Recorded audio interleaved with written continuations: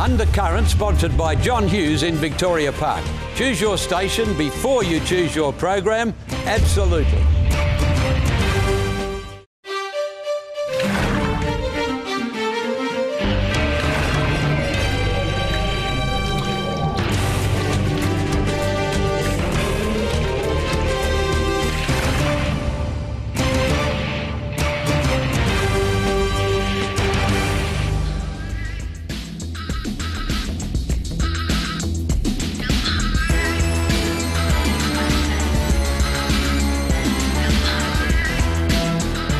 Hello and welcome to Undercurrent. I'm Christy Mollica. Well, this week finds me on the other side of the railway tracks here in Northbridge, a place full of vibrant personalities and indeed artwork. Well, first up on the show tonight, Morgan Pedersen has a chat with a group called the Transperth Sardines to talk about the state of our transport system here in Western Australia.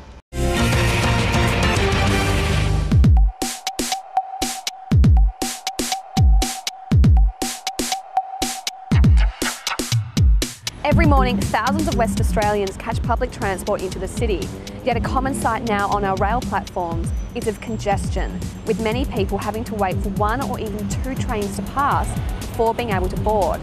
Well, a new campaign called Transperth Sardines is hoping to put pressure on the government to increase its rail services. Look, it's about allowing people to get involved and to become part of a campaign to get more trains.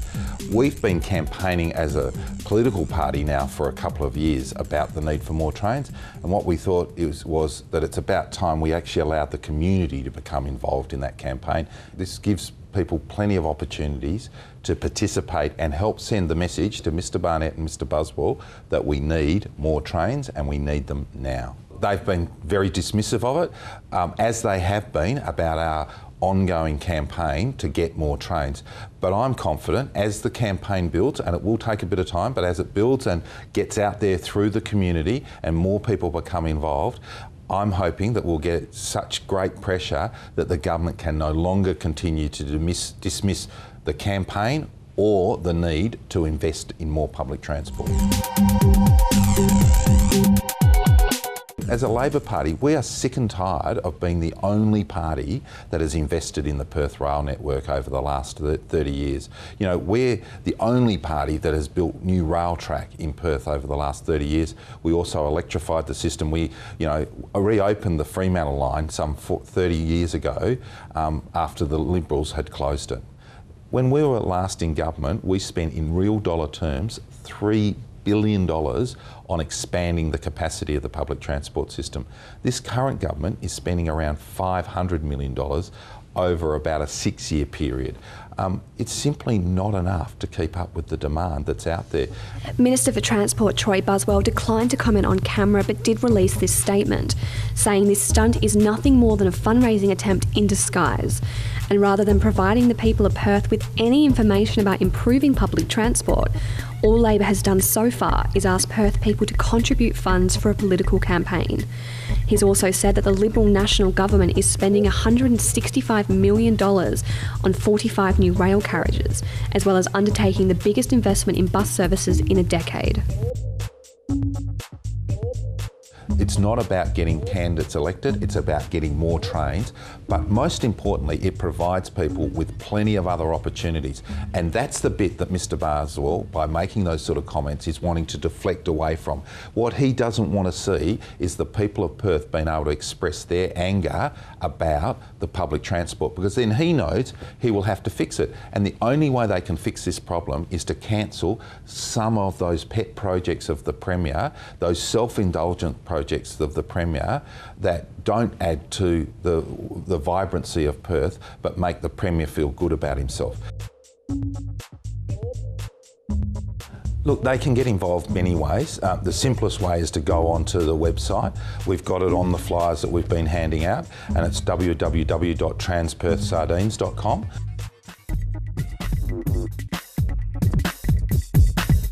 When we've got enough trains on the Perth network, then we can finish this campaign. But I'm not giving up. We'll either convince the Liberal Party to buy more trains, or I will become the Minister of Transport and buy those extra trains. The Barnett government hasn't released much of a public opinion about the campaign. But let's hope they do listen. With Perth's booming population and many people wanting to catch public transport to lower their carbon emissions, it just makes sense to increase Perth's rail system for a better future. I'm Morgan Pedersen reporting for Undercurrent. On behalf of the travelling public, WTV would like to offer Mr Barnett and Mr Buswell a smart rider each to experience the reality of being a Transperth Sardine.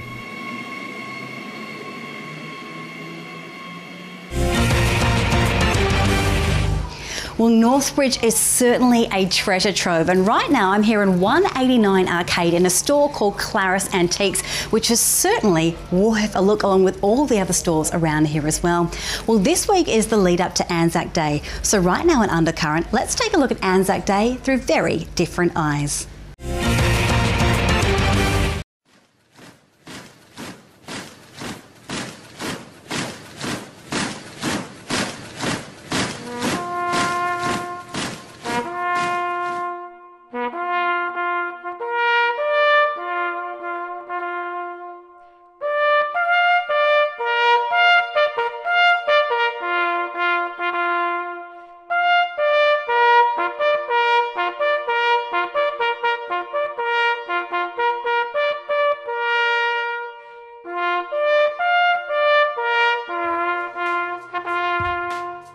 I think what you would have seen today was an incredibly committed group of students, of staff and of parents to actually come out within our school as a school community to honour, as I see, one of the most important days, not only in our school calendar but certainly in our calendar as Australians as well. It was under my time at the school that we began the dawn services, and it's just been fantastic to see how they've developed over the years. I think it's just important for the students to understand that they need to have an understanding about their culture, and particularly in a school like this one where we have a number of students that come from other countries.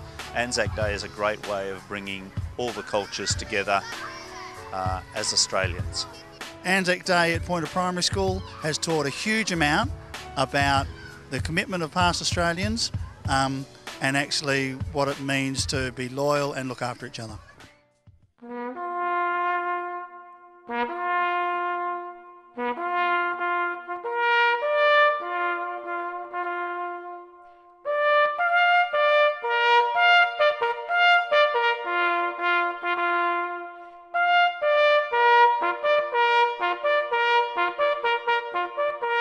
I think we're one of the only primary schools which holds our Anzac Dawn service, and it's in the morning, whereas other schools normally hold one through the day. And it's just important for us to commemorate Anzac Day. To respect the soldiers that did die for us, and they went fighting to hold our rights for us. Well, sweet and far from cliff and scar, hear the echoes of horns faintly blowing. Blow, bugle, blow, set the wild echoes flying, set the wild echoes flying, and answer. I was appointed the assistant officer in charge of a prisoner of war camp, and that prisoner of war camp was in Cunnanoppin in Western Australia, and there we were looking after 150 Italian prisoners of war who were working on the farms. They had a lot of skills. Some of them were shoemakers, and so naturally all the ladies in the town had new shoes. And I must say that of the 150 POWs, I think of all of them, I'd say 95% of them wanted to stay in Western Australia.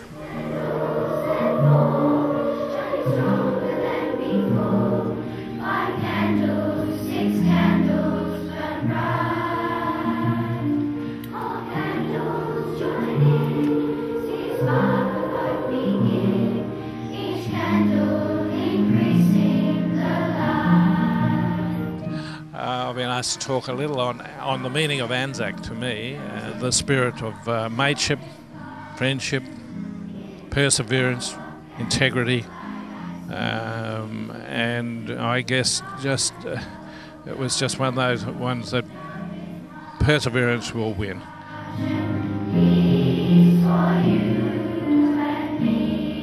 I think what's important at Point of Primary School is that the school engages the children in the educative side of Anzac Day, and they research and share stories with the community, and it's a tribute to Point of Primary School that they conduct their service in such a professional manner. Every year it's an emotional event. The students take it very seriously, and the amount of effort they put into preparing for this is absolutely outstanding, and I think it's an honour that they're bestowing on the Anzac spirit by what they're doing. Overall it was fantastic. The choir sung really well, the orchestra played magnificently.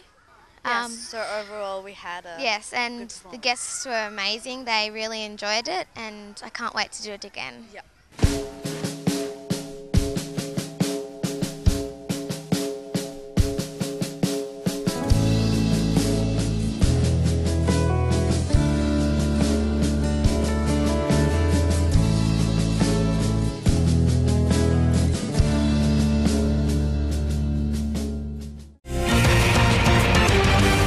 Well, next up on Undercurrent, our all-important Vox Pop segment where you get to have your say. And this week, Janae Tomlinson took to the streets of Perth to find out if you think the cost of living here in our city is too high. Recently, Uniting Care Australia asked for the government to increase unemployment support by at least $50 a week. They are also calling on all decision makers to try living on $17 a day, to get a taste at how hard unemployed life truly can be. We hit the streets of Perth to ask if you could live off $17 a day and if you think unemployment benefits should increase. Do you think the cost of living in Perth is too high? Yeah, it's pretty expensive. I think, things are always going up, so it always seems hard to, keep up with the bills and everything. I've been here many years. It's going higher and higher, I suppose. I suppose it's about average, I suppose, as today. It's. I think we probably pay a little bit more for things. Yeah, kind of. Yeah, especially clothes. Yeah, food and stuff. Have you ever had difficulty finding employment in Perth? No, I haven't actually really searched yet. Not too much, not from some of the horror stories I've heard. I think I've had it pretty good, but it's not easy, that's for sure. You do have to sort of work at it, and you do have to put in your research, put in some time and present yourself accordingly, yeah. Right now, actually. Yeah, I'm a full-time student, so finding work around my studies is quite difficult. They're saying people on unemployment benefits are having to live off $17 a day. Do you think you could do that? No way. My lifestyle's far too lavish for $17, but even at the simplest, I can't imagine anybody living on $17 a day. I mean, parking alone in the city is as bad as it is, petrol is as bad as it is, electricity's going up, everything's going up, nothing's coming down, so I do feel for them, yeah. No, it would be pretty tough. When I go for a lunch, it costs at least $12 at least. So $17, it means you cannot even have lunch for 2 times. No, we paid $15 for breakfast. No, well, I've got a family to support, so I definitely need more than 17. I think my wife would spend that in the first couple of minutes, I think. I could, because... Parents? Yeah, parents. If I didn't, stay home some days and then save all the $17 up. Do you think they should increase the unemployment benefits? Maybe, yes. Depends. Or should find them some jobs. Some job which is they can probably do, not full-time, part-time job, but do something to cover that unemployment. Depends on who it is, like in what situations you are in, because otherwise if you're just laying on the couch around getting unemployment benefits, then it's not fair. But if you're actually really struggling to get a job and everything and have verification of all this, then I think, I don't know, having low unemployment benefits encourages people to go and get a job, I guess. There's a day, I don't get that. So do you think it should be increased? Well, it always needs to be increased, doesn't it, for everyone? Nobody's money goes anywhere. It seems to be a mixed opinion. Most of us agree, however, living on $17 a day would not be an easy task. I'm Janae Tomlinson, reporting for Undercurrent. Well, even though the weather has turned a little dreary, you can still find us in the middle of the city around about lunchtimes every Tuesday for our Vox Pop segment. So why don't you come on down and say hello? I'm Christy Mullica, more Undercurrent after the break. Undercurrent, sponsored by John Hughes in Victoria Park. Choose your station before you choose your program. Absolutely.